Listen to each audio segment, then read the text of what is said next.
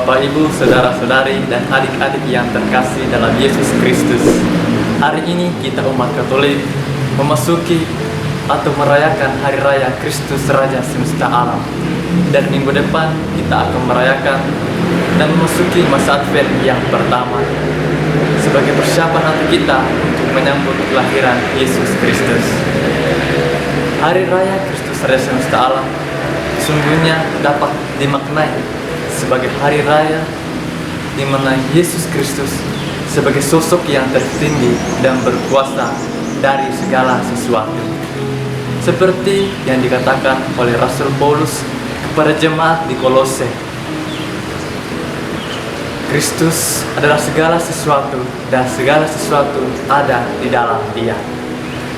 Bapak, Ibu, saudara-saudari, dan adik-adik yang terkasih dalam Yesus Kristus, bacaan-bacaan suci yang akan diperdengarkan pada hari Minggu ini secara khusus berbicara tentang Yesus yang mau menunjukkan dirinya pengorbanan sejati kepada umat manusia, sebagaimana dikisahkan dalam Injil Lukas pada hari ini, di mana Yesus disalibkan, diolok-olok oleh banyak orang, bahkan pemimpin-pemimpin, prajurit-prajurit, bahkan salah seorang yang disalibkan bersama dengan Yesus turut menghujat Yesus.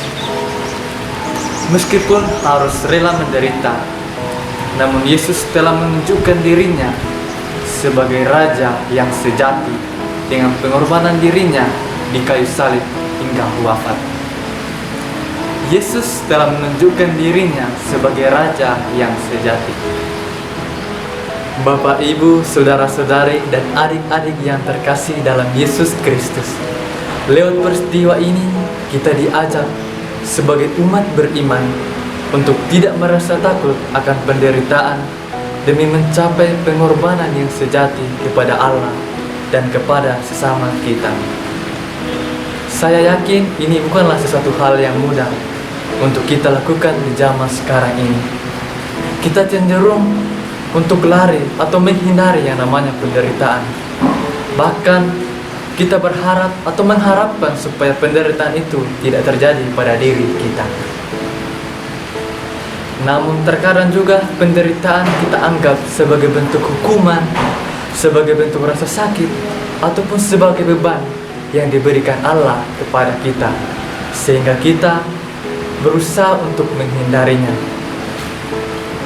Namun melalui peristiwa ini yang diperlihatkan dalam Injil Lukas menunjukkan kepada kita bahwa kita tidak takut, bahwa kita diajak untuk tidak takut untuk menderita seperti Yesus Kristus.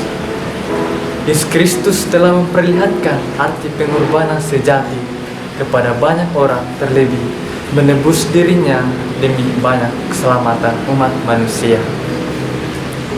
Ia menunjukkan dirinya sebagai Raja yang sejati dan Raja yang sesungguhnya mau mengorbankan diri bagi banyak orang. Bapak, Ibu, saudara-saudari, dan adik yang terkasih dalam Yesus Kristus, kita tidak harus takut untuk ikut menderita demi meneladani Yesus Kristus.